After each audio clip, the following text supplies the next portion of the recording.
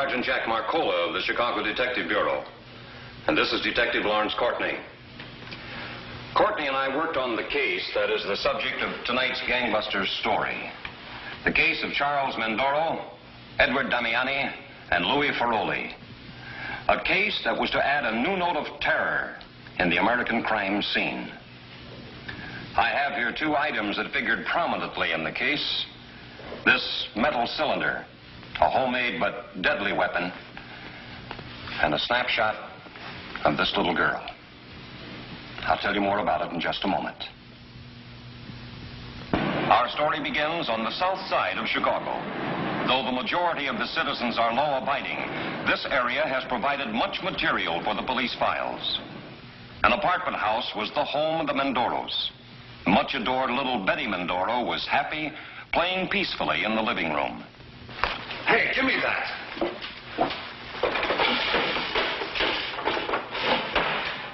Dolly, I told you not to go into that room, didn't I? You might have been hurt bad, real bad. Jean! What is it? Didn't I tell you to keep the workroom door locked? My kid might have gotten killed. Well, I didn't leave it unlocked. You must have done it yourself. If I chance with my kid around here, you must be nuts. Dolly, now listen to your old man. Don't you ever go in that room again. Get it? Okay. Well, here's a dime. I want you to go down the corner and get an ice cream cone, okay? He was a strange man, this Charles Mendoro. As cruel and ruthless as a beast of the jungle. But again, like some beast of the jungle, he had a strong affection for his offspring. If anything would have happened to my kid, it would have been too bad for you. She's my kid, too, in case you forgot. Never mind. Just keep that door locked. Who's that? The boys. Come on in. Mendoro's gang consisted of Edward Damiani, a hoodlum with a long record, and Louis Ferroli. Sit down. Jean's fixing some lunch.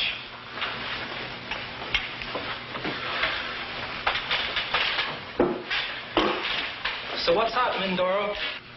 We're ready to start operating again. Yeah? When? This afternoon. What's the angle? Got a real new switch. A real new angle. You know them currency exchanges? Them check cashing joints? Must be a couple of hundred of them here in Chicago.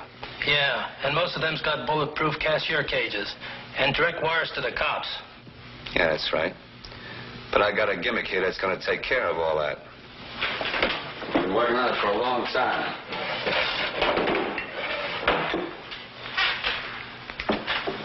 Now I'm ready to make some scores. Well, what's that, a bomb? No, stupid. Jane! Jane!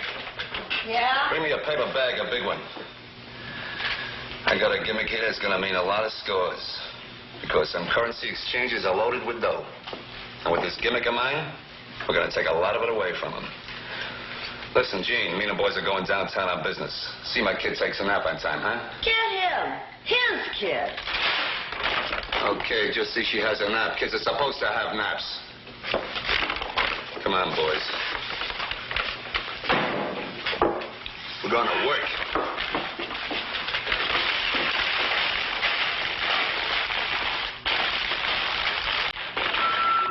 Later that afternoon, these three criminals pulled up in front of the currency exchange at 311 North Pulaski Avenue.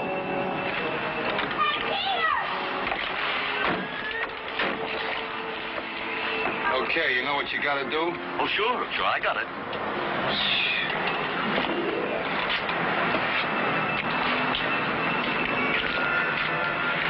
What's wrong, Charlie? Sure hate to work with a dope like that. Yeah, but he's been in the rackets a long time. Sure. He's been in a stir a long time. Goes to show you what kind of a dope he is. Come on.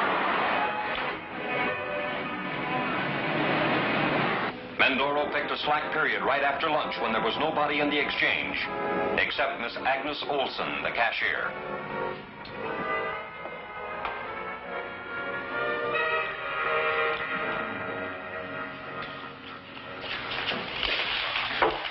Hi. You cash paychecks here? Sure, that's our business. Yeah. Guess you must have a lot of cash on hand, huh? Yes, we have some cash. Mm-hmm. That's what I thought. Now, look, sister, this is a stick-up. Just hand the dough you got over back there and you won't get hurt. Don't make no foolish moves and don't get noisy. You and your friend better get out of here fast. Look, you better do like I said, or you're gonna be dead. Real dead. I'm not scared of you. What's that you've got there? I'll tell you what this is. It's gas. Poison gas. All I gotta do is push down this valve and you're through. So hand over the dough, huh? I don't believe you. And I wouldn't give you the money if I did. Put down that phone. Operator, give me police headquarters. Put down that phone. Is this police headquarters? This is the money exchange at 311 North Pulaski. All right, sister, you asked for it. There's a man here trying to bluff me into giving him some money. He has some kind of contraption he says is poison gas.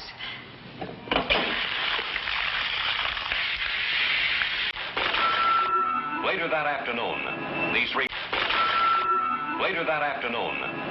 criminals... Let's land. I'll say it's enough. I'm going to teach this dame a lesson she ain't never going to forget. And neither will anybody else. Come on, Charlie. Charles Mendoro left behind a cruel mark.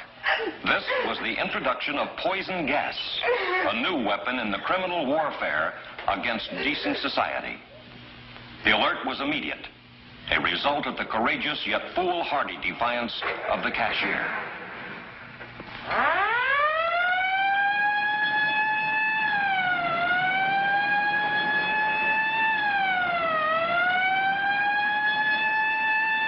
Police wasted no time in getting to the scene of the violence that apparently had netted Mendoro and his gang nothing.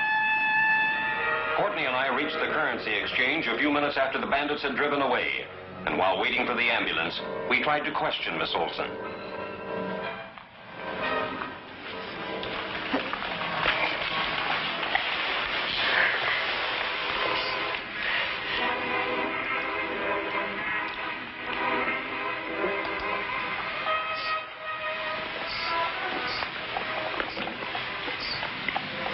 One head, flat face,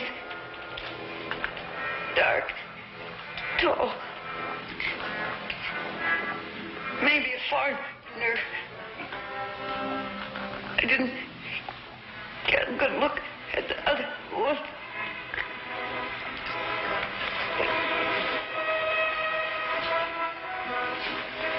They both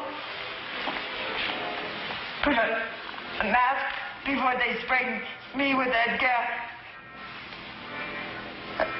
My throat, my chest, they're burning.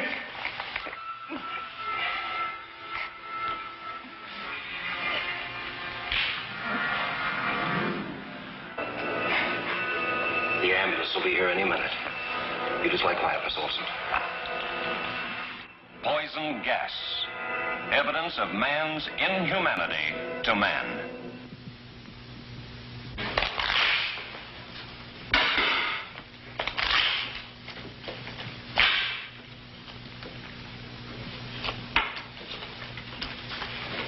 I still say you overdid it.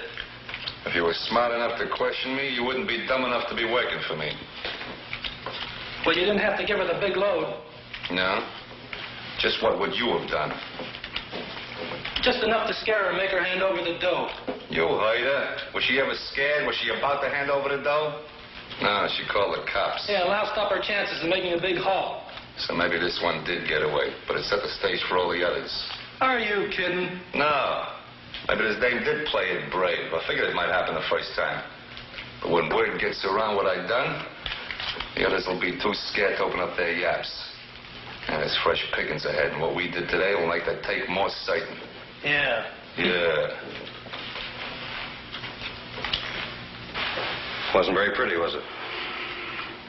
I wished we could do something for that Olson girl. She had nerve to spare. Yeah, but it's going to take a lot more than nerve to pull her through this. Doctor said her lungs were damaged. Any report from the lab? Not yet. Well, I hate to twiddle my thumbs until Agnes Olson regains consciousness and identifies these men from our mug files. Yeah, got men out covering in the vicinity of the exchange. Maybe they'll come up. Marcolo. Oh, yes, Jim. Mm-hmm. Give me that again. I've never heard of it. Okay, Jim, thanks. Poison gas. So viciously outlawed in war. Yet some mad dog uses it to rob a bank. There's two things we can do. Find out where they get this poison gas, and then find the men who use it before they use it on someone else. Yeah, but you left out one thing. We keep a 24-hour guard on Agnes Olson. She's our only witness. Right.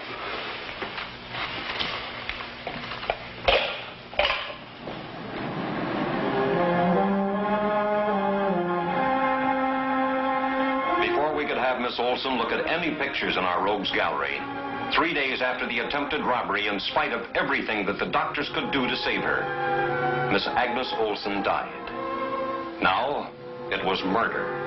Murder by poison gas.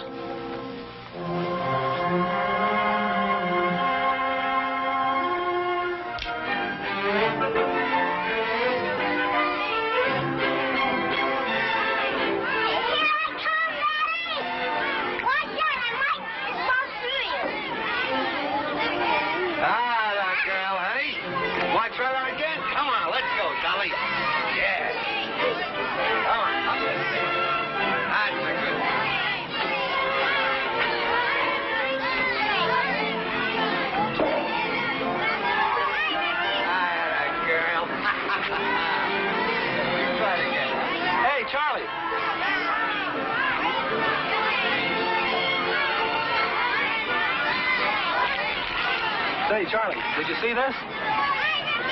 Yeah? That dame died. Yeah?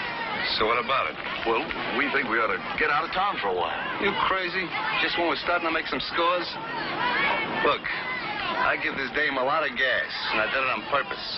So no one will get the idea we're kidding when they see one of these things coming at them. City's full of them currency exchange places. Just do like I tell you. Pretty soon we're going to be sitting pretty, huh? Come on, Dolly, baby.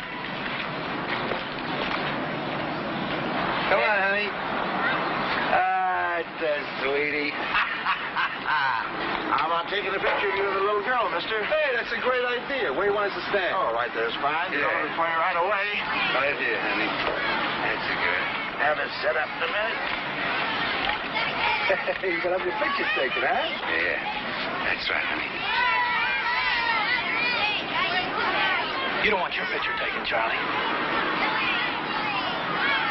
Yeah, I guess you're right. You stand right here, huh, honey? Look at the camera. All right, honey, now a great big smile. Never mind, I'll tell her. Okay, honey, now a great big smile. Now.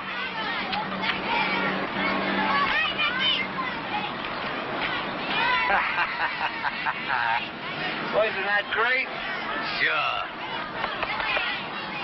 So I having your picture taken? Yeah, give me a kiss. Girl. Hey, how about that? Pretty, huh? Sure. Thanks. Yes, a strange man, this Charles Mendoro. The terror of this new holdup weapon, poison gas, spread through Chicago's currency exchanges. And during the next few months, the gang robbed more exchanges and got away with almost $40,000 in loot. Our department kept up a 24-hour alert, but despite our efforts, we were unable to apprehend them. A lot of Mendoro's share was spent on his child, for whom he had such a strange, half-crazy affection.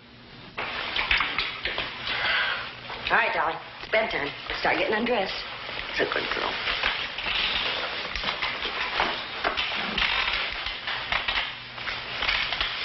There you are, honey. That's right. Yeah, she's a great kid. Real great kid. You're spoiling her, all this stuff you keep buying. So it's a few bucks. The way we're doing these days, a few bucks don't mean a thing. I'll get her anything she wants. Yeah? And what's going to happen when you can't get her everything she wants? You're out of your head, Jean. I'd always get a gun to see she gets what she wants. Sure, I know. A gun or worse.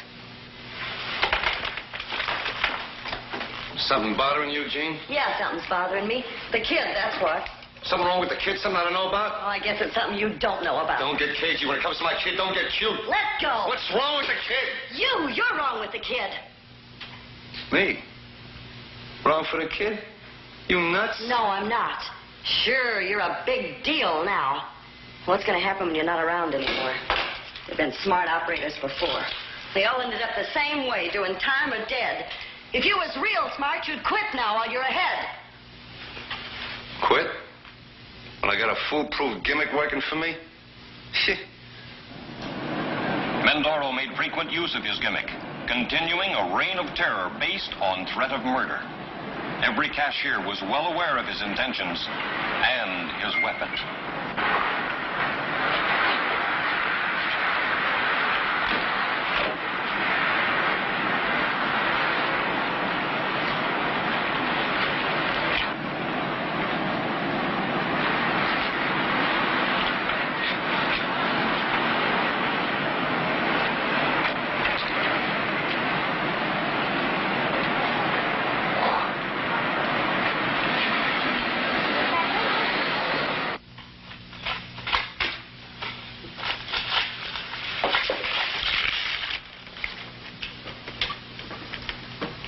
Okay, sister.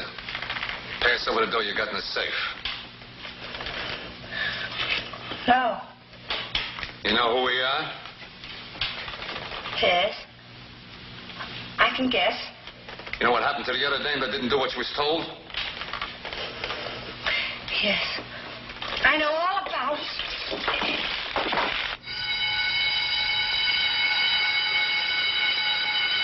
That wasn't smart, sister. Not smart at all.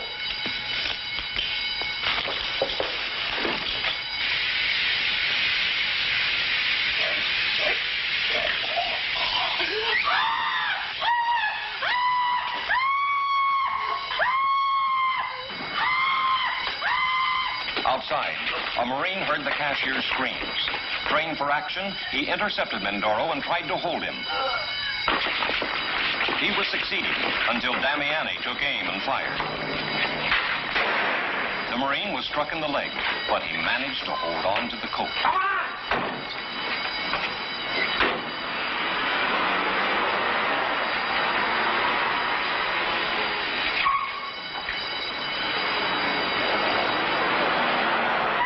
All points quickly alerted. We were at the scene in the matter of seconds. One car covered the rear, we covered the front.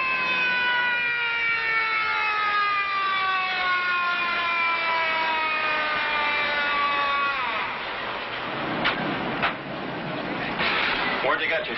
Right here. You all right? Yeah, I'll be okay. Fine. Poison gas gang. You better get the gas mask. We'll see who's in the building. I guess you know the guys again if you saw him. Hey, you're darn right I would. What about the man that shot you? No, I didn't get much of a look at him. Okay, well, take it easy. We've ordered an ambulance. Our efficient laboratory technicians went to work. They analyzed the gas, breaking it down to its primary ingredients. We wanted to find where and how the criminals obtained their supply. A thorough check was made for fingerprints.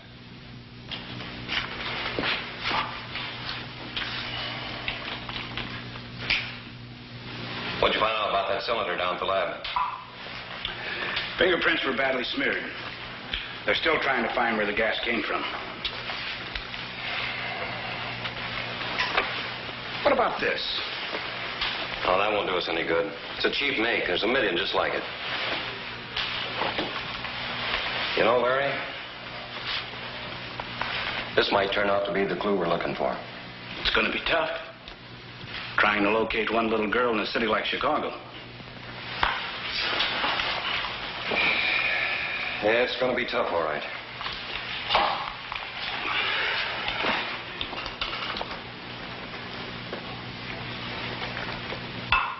But we have discovered that this was made by a professional vendor.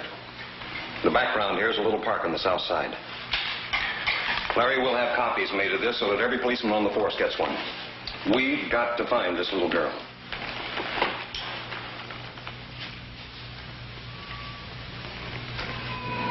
During the next few days, one of the most intense searches in Chicago's history was launched. Every available man in the force checked neighborhoods. It was a tedious, unrewarding task. There was score upon score of negative answers. The smiling little girl and the playground in the background of the snapshot seemed strangers. The woman, just home from the market, said she had seen the little girl at the playground. A neighbor's child, she said. Okay, Larry, I've got the address. A stakeout was ordered in the apartment, and we raced to the playground. This had to be it.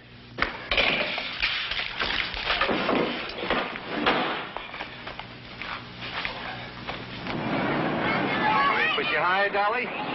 Pretty high. Pretty high? Yeah. Pretty high. High? Yeah. Hey, Charlie. The cops have got your place staked out. There's 1 million of them down there. Is that so? I've got the car here. Let's get out of town fast. Guess you're right. Come on, honey. Yeah, now. Daddy's gonna take you for a drive. You can't take her with you. She's your trademark. She's what put them on us. Remember this picture you had taken here? It's in the papers. Hey, that looks like a couple of cops coming this way. Yeah, honey. You play here, huh? Mommy will pick you up.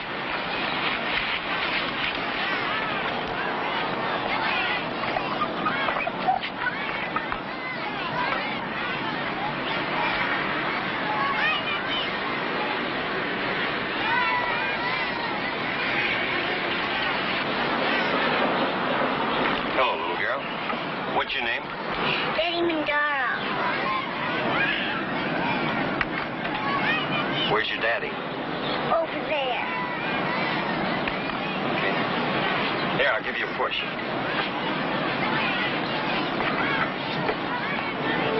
Hey, you two. Stay where you are.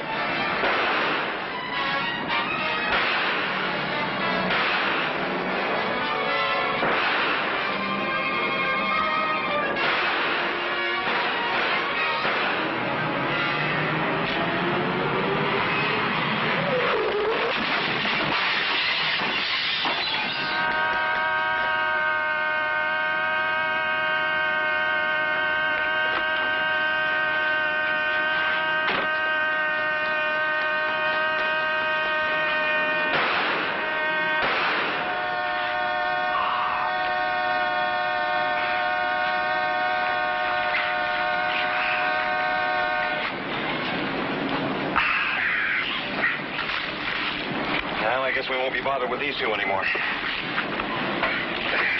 There.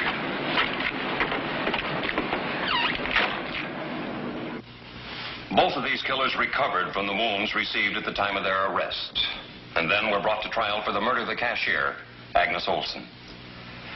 Charles Mendoro, who first thought of using poison gas as a hold-up weapon, was executed in the Cook County electric chair. Edward Damiani is now serving a dual sentence in the Illinois State Penitentiary at Joliet. 60 years and a 1 year to life. Next week, Gangbusters will bring you another case from authentic police files and records. Until then, on behalf of the police, we invite you to join us.